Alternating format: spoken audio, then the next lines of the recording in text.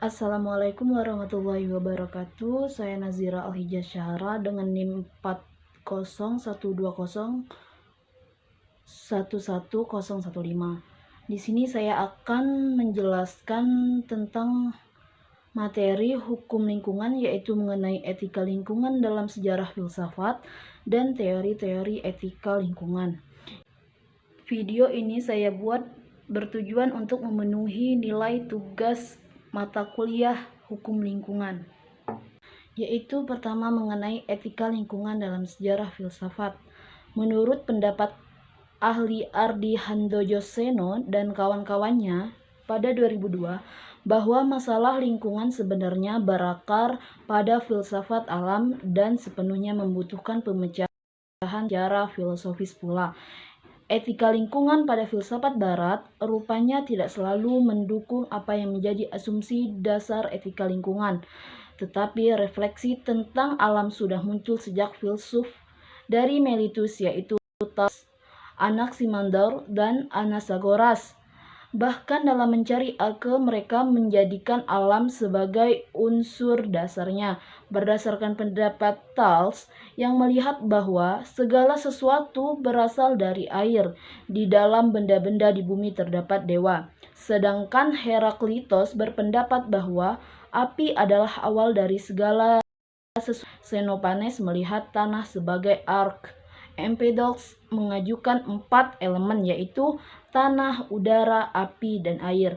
Walaupun menolak beberapa pemikiran Parmenides,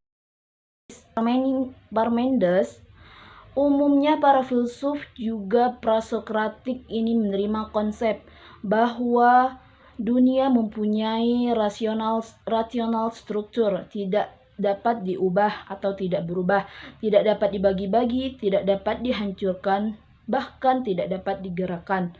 Plato memiliki tendensi yang berbeda sehubungan dengan alam. Dalam metafisiknya, alam material hanyalah berpartisipasi pada dunia ide.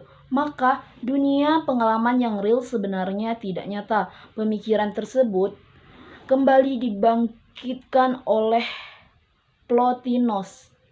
Plotinus beranggapan bahwa dunia dan manusia merupakan emanasi dari jiwa, sedangkan jiwa itu merupakan emanasi dari roh atau nous, dan roh itu merupakan emanasi pertama dari yang satu atau Tuhan. Dunia bersatu karena dirasuki oleh jiwa dunia sebagai emanasi dari jiwa. Dunia dan manusia dibedakan, akan tetapi pada dasarnya semuanya dirasapi oleh daya dan sinar yang sumbernya sama, yaitu yang satu.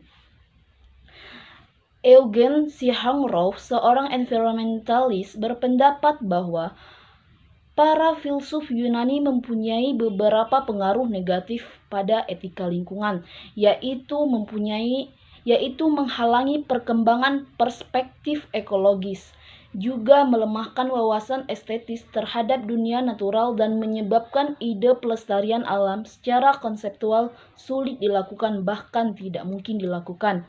Tantangan perspektif ekologis tersebut, konsep filsafat Yunani bahwa alam bersifat konstan dan tidak berubah rupanya harus berhadapan dengan realita yang diangkat oleh etika lingkungan, bahwa alam itu bersifat impermanen, dapat bahkan sedang berubah ke suatu kondisi yang lebih buruk.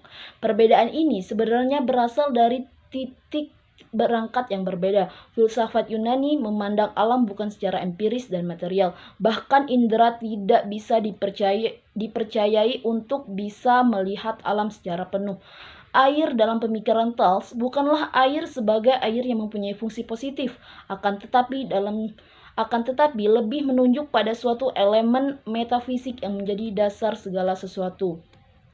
Di dalam perspektif estetis, kalau para filsuf Yunani memandang alam, yang menggerakkan emosinya pertama-tama adalah keteraturan dan bukan keindahannya.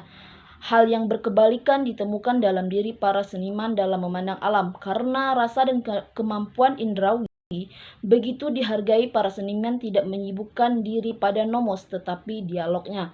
Sedangkan Plato mengagumi indahnya alam raya ini, tetapi keindahan menurut Plato segera diikuti dengan pandangannya bahwa objek natural pada dirinya sendiri tidak memiliki nilai-nilai keindahan. Keindahan itu ada karena objek natural tersebut berpartisipasi dengan idea keindahan. Partisipasi inilah menurut Plato yang memungkinkan objek natural disebut indah. Jadi, keindahan secara instinsif itu sebenarnya tidak ada.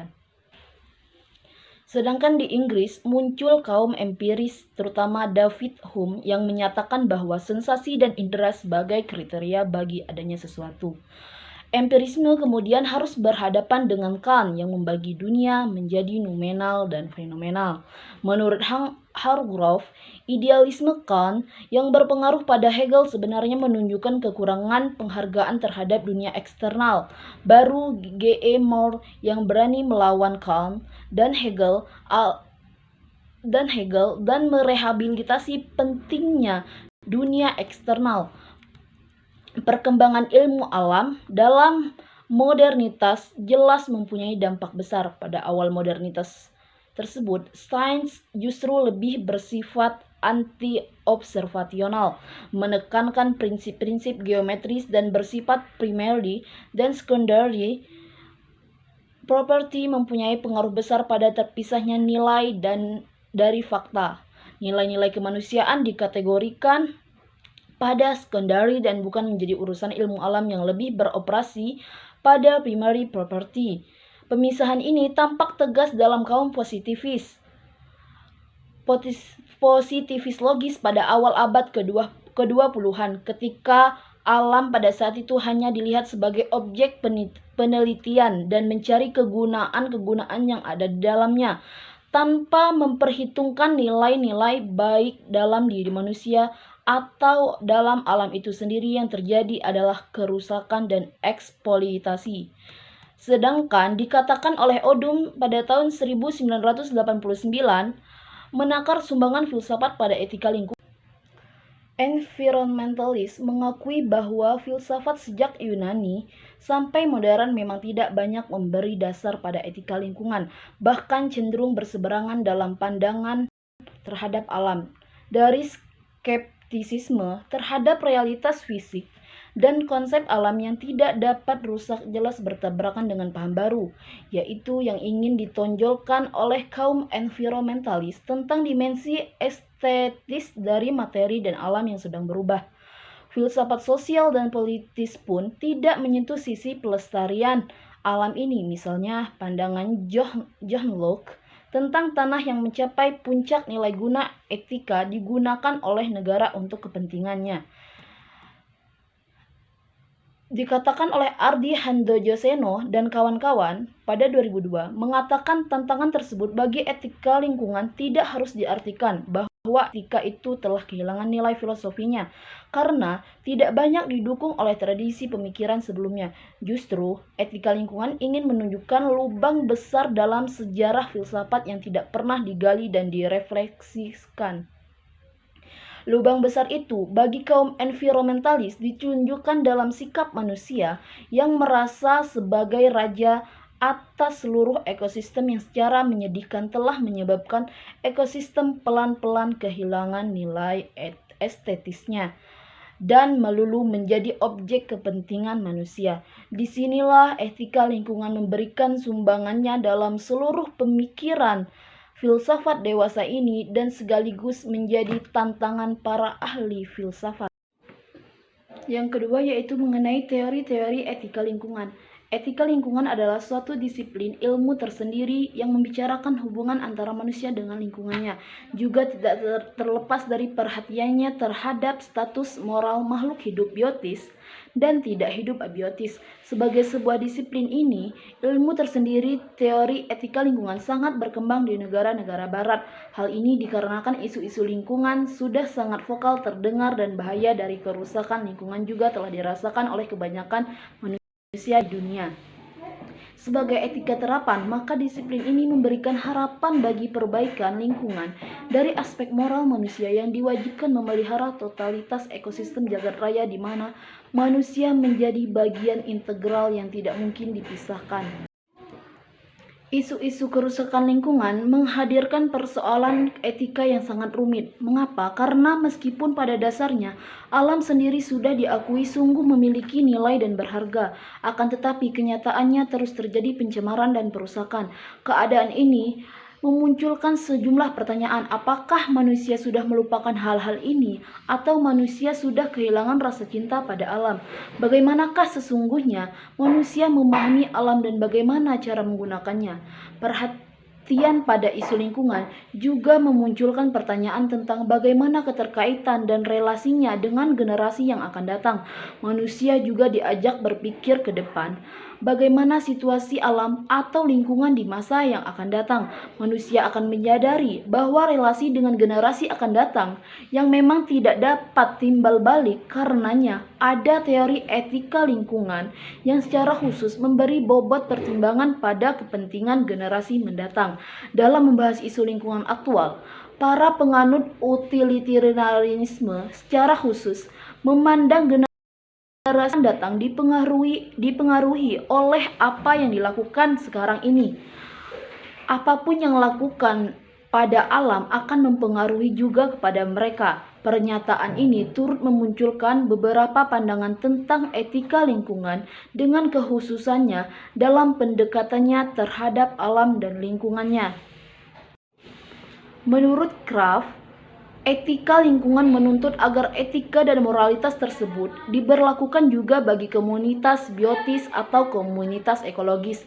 Etika lingkungan juga dipahami sebagai refleksi kritis atas norma-norma dan prinsip atau nilai moral yang selama ini dikenal dalam komunitas biotis. Selain itu, etika lingkungan juga dipahami sebagai refleksi kritis tentang apa yang harus dilakukan oleh manusia dalam menghadapi pilihan-pilihan moral yang terkait dengan isu lingkungan. Dikatakan bahwa etika lingkungan adalah bagian dari filsafat lingkungan yang dianggap memperluas batas-batas etika tradisional dari yang khusus untuk manusia berubah menjadi yang termasuk dunia non-manusia. Perubahan tersebut memberikan pengaruh yang sangat besar pada disiplin ilmu lainnya, termasuk hukum, sosiologi, teologi, ekologi, ekonomi, dan geografi. Etika lingkungan merupakan bagian dari telaah filsafat yang mempunyai objek formal lingkungan hidup, dikenal sebagai filsafat lingkungan. Sebutan filsafat lingkungan dipelopori oleh seorang pemikir yang bernama Henryk Skolimowski dalam bukunya yang berjudul Eco-Philosophy: Design New Tactics for Living tahun 2004. Beliau mengajukan suatu corak filsafat baru, yaitu filsafat lingkungan yang dalam muat pertimbangan hubungan antara manusia dengan manusia lainnya dan juga lingkungan hidupnya. Di sini, beliau banyak menyinggung persoalan cara berpikir dan berbuat manusia yang salah kaprah terhadap lingkungan hidupnya. Ada moral baru yang ditawarkan dalam filsafat lingkungan, yaitu tidak hanya moral manusia, tetapi moral alam semesta harus dijadikan pertimbangan dalam bertindak. Menurut Eliot, dan sejalan dengan pendapat Kraft, ada beberapa teori tentang etika lingkungan yang umum saat ini, yang berkembang pada saat ini, yaitu yang pertama, animal centrisme, yaitu pandangan ini mengatakan bahwa perhatian moral seharusnya tidak terbatas pada manusia, akan tetapi juga mencakup seluruh dunia hewan. Yang kedua yaitu sentrisme. Teori ini mengatakan bahwa makhluk hidup itu yang memerlukan pertimbangan moral bukan hanya manusia saja, walaupun harus selalu dikaitkan kepada kepentingan manusia dan hewan, tetapi juga mencakup tumbuh-tumbuhan, ganggang, organisme bersel satu, dan mungkin juga termasuk bakteri dan virus. Yang ketiga yaitu mengenai teori nilai intrinsik, menyatakan bahwa nilai adalah suatu kualitas yang berharga patut dimiliki oleh manusia. Mengapa? Sebab menunjukkan kesempurnaan atau kebaikan. Teori ini juga menyiratkan bahwa hanya manusialah yang memiliki nilai intrinsik atau nilai yang terdapat dalam diri sesuatu. Yang keempat yaitu mengenai teori antroposentrisme.